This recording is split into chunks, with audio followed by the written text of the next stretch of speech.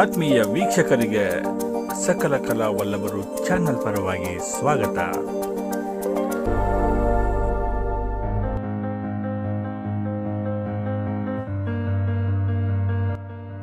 ಅದಕ್ಕೆ ವಿವೇಕಾನಂದರು ಹೇಳಿದ್ದೇನು, ಗೆಟ್ ಬ್ಯಾಕ್ ಟು ವೇದಾಸ್, ವಾಪಸ್ ಹೋಗ್ರೆ ಉಪನಿಷತ್ತಿನ ಅರಣ್ಯಗಳಿಗೆ.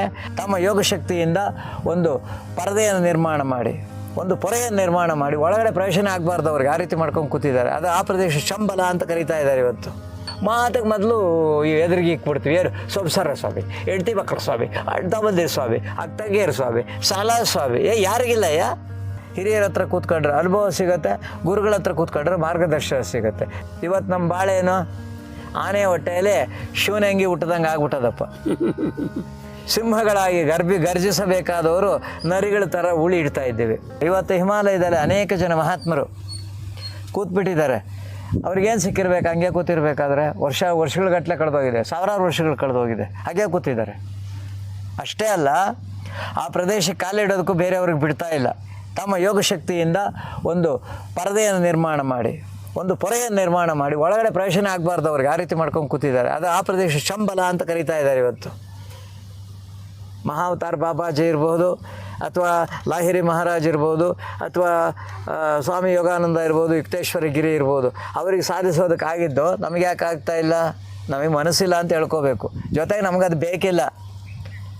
ಇವತ್ತು ನಮ್ಮ ಪರಿಸ್ಥಿತಿ ಏನಾಗಿದೆ, ಕೇಳಿಸ್ಕೊ, ನೋಡು, ಮುಟ್ಟು, ಸವಿ, ಒಂದಷ್ಟು ಸೆಟ್ ಹಾಕೋ, ಓಡಾಡು. ಏನು ಸಿಗತ್ತೆ? ಏನು ಸಿಗುವುದಿಲ್ಲ. ಸಾಗರದ ತಳಕ್ಕೆ ಧುಮ್ಮಿಕ್ಕಿ ಹೋದರೆ ನವರತ್ನಗಳು, ಸಾಗರದ ದಡದಲ್ಲಿ ಓಡಿ ಆಡಿದರೆ ಕೊಳೆತ ಮೀನುಗಳು ಮತ್ತು ಕಪ್ಪೆ ಚಿಪ್ಪುಗಳು. ನಮ್ಮ ಪರಿಸ್ಥಿತಿ ಇವತ್ತಿದ್ದು. ಇವತ್ತೇನೋ ಲಬ್ದಿದ್ದು ಮಾತಿಗೆ ಮೊದಲು ಎದುರಿಗೆ ಇಕ್ಬಿಡ್ತೀವಿ, ಏನು ಸೊಬ್ಸರ ಸ್ವಾಮಿ, ಹೆಂಡ್ತಿ ಮಕ್ಕಳ ಸ್ವಾಮಿ, ಅಡ್ಡಬಂದಿರ ಸ್ವಾಮಿ, ಅತ್ತಗೇರು ಸ್ವಾಮಿ, ಸಾಲ ಸ್ವಾಮಿ. ಯಾರಿಗಿಲ್ಲ ಬೆಸ್ಟ್ರೆ ಸಾಲ ಯಾರಿಗಿಲ್ಲ? ಎಲ್ರಿಗೂ ಇದೆ. ಯಾರಿಗೆ ಅಕ್ಕ ತಂಗಿಯರಿಲ್ಲ? ಎಲ್ರಿಗೂ ಇದ್ದಾರೆ. ತಂದೆ ತಾಯಿಗಳು ಯಾರಿಗಿಲ್ಲ? ಎಲ್ರಿಗೂ ಇದ್ದಾರೆ. ಮತ್ತು ಅಡ್ಡತಬ್ಬಗಳು ಯಾರಿಗಿಲ್ಲ? ಎಲ್ರಿಗೂ ಇದ್ದಾರೆ. ಮಕ್ಕಳು ಮರಿಗಳು ಯಾರಿಗಿಲ್ಲ? ಎಲ್ರಿಗೂ ಇದೆ. ಯಾರಿಗೆ ಬರ ಇಲ್ಲ? ಎಲ್ರಿಗೂ ಇದೆ. ಯಾಕೆ ಅವತ್ತು ಋಷಿಗಳಿಗೆ ಇರಲಿಲ್ವಾ? ಅವತ್ತಿನ ಋಷಿಗಳಿಗೆ ಇರಲಿಲ್ವಾ? ನಮಗಿಂತ ಜಾಸ್ತಿ ಕಟ್ಕೊಂಡಿದ್ರು. ಅವು ಯಾಕೆ ಯಾವಲ್ಕರ ವಿಚಾರ ಹೇಳೋದಾದರೆ 60,000 ಜನ ಶಿಷ್ಯರವ್ರಿಗೆ, ಜೊತೆಗೆ 4 ಲಕ್ಷ ಗೋವುಗಳಿದ್ವು ಅಂತ ಹೇಳ್ತಾರೆ. ದೊಡ್ಡ ಬ್ರಹ್ಮಸಂಸ್ಥೆಯನ್ನು ನಡೆಸ್ತಾ ಇದ್ರು ಅಂತ ಹೇಳುತ್ತೆ. ವೈಜ್ಞಾನಿಕ ಸಭೆಗಳು ನಡೆಸ್ತಾ ಇದ್ರು ಅಂತ ಮಾಹಿತಿ ಇದಿದೆ, ಪುರಾವೆ ಇದೆ.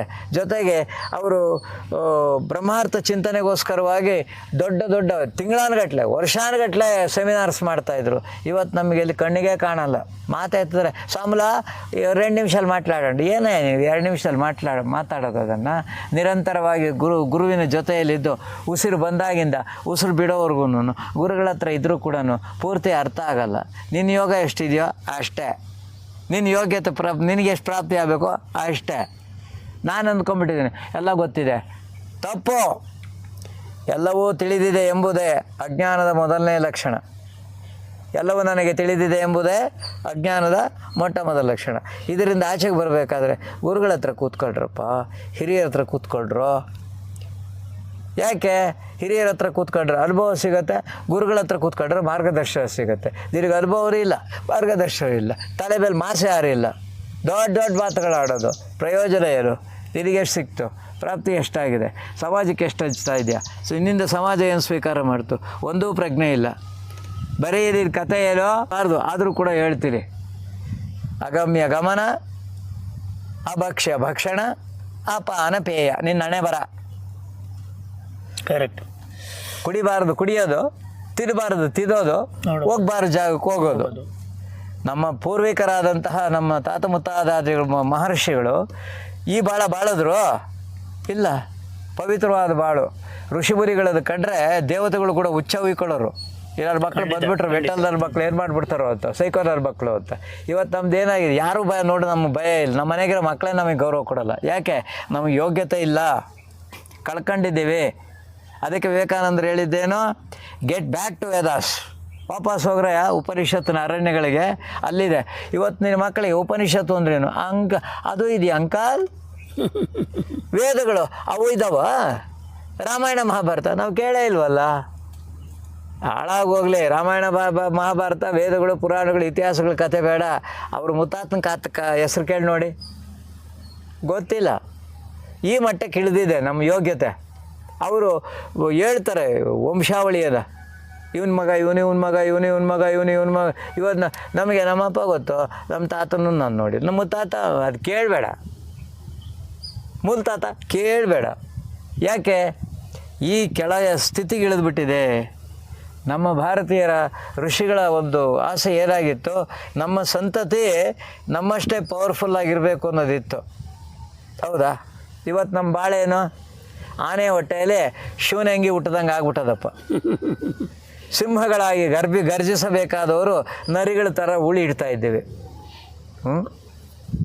ಅಲ್ವಾ? ಅದಕ್ಕೋಸ್ಕರವಾಗಿ ಸಂತೃಪ್ತವಾದ ಜೀವನವನ್ನು ನಡೆಸಬೇಕಾದ್ರೆ ಯಾಕೆ ಹೇಳಿದ್ರು ಮಹಾತ್ಮರು ಇದನ್ನೆಲ್ಲ ಅಂದರೆ, ಈಗಲಾದರೂ ಎಚ್ಚೆತ್ಕೊಳ್ಳೋ ಪಾಪಿ ನನ್ನ ಮಕ್ಕಳ ಅಂತ. ಈಗಲಾದರೂ ಎಚ್ಚೆತ್ಕೊಳ್ರ. ಹೋಗಿ ಹೋಗಿ ಹೋಗಿ ಗುರುಗಳ ಕಡೆ ಹೋಗಿ, ಗುರುಗಳ ಕಡೆ ಹೋಗಿ, ಗುರುಗಳ ಕಡೆ ಹೋಗಿ. ನಮ್ಮ ಕಾಲಜ್ಞಾನಿಗಳು ಹೇಳಿದಂತಹ ಭವಿಷ್ಯವಾಣಿಗಳು ಯಾರನ್ನೂ ಎದುರಿಸೋದಕ್ಕಾಗಿ ಇಲ್ಲ, ಇನ್ನೊಂದಕ್ಕಾಗಿ ಅಲ್ಲ. ಕೊನೆ ಪಕ್ಷ ಈ ಥರದ ಒಂದು ಆಚರಣೆಗಳನ್ನು ನೀವು ನಿರಂತರವಾಗಿ ಮುಂದುವರಿಸ್ಕೊಂಡು ಬಂದಿದೆ. ಆದರೆ ಈ ಅಪಾಯಗಳನ್ನ ತಪ್ಪಿಸೋ ಸಾಧ್ಯತೆಗಳಿತ್ತು ಅನ್ನೋದು ಕೂಡ ಭವಿಷ್ಯವಾಣಿಗಳ ಉದ್ದೇಶನೂ ಇತ್ತು ಅಂತ. ಹೌದು, ಸ್ಪಷ್ಟವಾಗಿ ಅದರ ಬಗ್ಗೆ ಹೇಳಿ. ವೆರಿ ಗುಡ್, ಭಾಳ ಚೆನ್ನಾಗಿ ಹೇಳಿದ್ರಿ.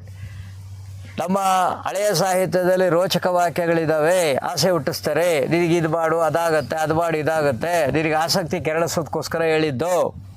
ಎರಡೇದು ಭಯಾನಕ ವಾಕ್ಯಗಳು, ಭಯಪಡಿಸಿದ್ರಾದ್ರೂ ಇವ್ರು ತಿಳ್ಕೊತಾರೆ ಅಂತ ಹೇಳಿದ್ರು. ಅಲ್ಲಿಗೂ ಇಲ್ಲ. BTV ಇರಿಗೆ ಕೂತ್ಬಿಟ್ಟಿದ್ದೀವಿ ನಾವು. ಏನಾತ ದೊಡ್ಡಾಡೋದು ಆಗೋದೇ ಆಗೋದು, ಏನಾಗ್ತದೆ ಆಗೋದೇ ಆಗೋದು. ಆದ್ದರಿಂದ ನಾವು ಎಚ್ಚೆತ್ಕೊಳ್ಳೋಷ್ಟು ಒಳ್ಳೆಯದು. ಒಂದು, ಇಲ್ಲಿ ಉಪದೇಶ ಕೊಡಬೇಕಾದ್ರೆ ಮಹರ್ಷಿಗಳು 3 ರೀತಿಯಾಗಿ ಕೊಟ್ಟಿದ್ದಾರೆ. ಒಂದು ಮಿತ್ರ ಸಂಹಿತೆ, ಫ್ರೆಂಡ್ಗೆ ಹೇಳಿದಾಗೆ. ಕಾಂತಾ ಸಂಹಿತೆ, ಗಂಡ ಹೆಂಡತಿಗೆ ಹೇಳಿದಾಗೆ, ಹೆಂಡತಿ ಗಂಡನಿಗೆ ಹೇಳಿದಾಗೆ. ಪ್ರಭು ಸಂಹಿತೆ, ದೊರೆ ಆಜ್ಞೆ ಮಾಡಿದ ಹಾಗೆ, ರಾಜ ಆಜ್ಞೆ ಮಾಡಿದ ಹಾಗೆ. ಆ ರೀತಿಯಾಗಿ 3 ರೀತಿಯಲ್ಲೂ ಹೇಳಲ್ಪಟ್ಟಿದೆ. ನಿನ್ನ ಸ್ವಭಾವಕ್ಕೆ ಏನು ಹೊಂದುಗಡೆ ಆಗುತ್ತೋ ಅದನ್ನು ಆಯ್ಕೆ ಮಾಡಿಕೊಂಡು ಸಾಧನೆ ಮಾಡಿದರೆ ಖಂಡಿತವಾಗಿಯೂ ಅವರೇ ಅಲ್ಲ ಕಾಲಜ್ಞಾನಿಗಳು, ನಾವು ಆಗಕ್ಕೆ ಬರ್ತದೆ. ನಮ್ಮ ಸಕಲ ಕಲಾವಲ್ಲಭರು ಚಾನೆಲ್ನ ಬೆಂಬಲಿಸಿ. ಮತ್ತೆ ಭೇಟಿಯಾಗೋಣ. ಧನ್ಯವಾದಗಳು.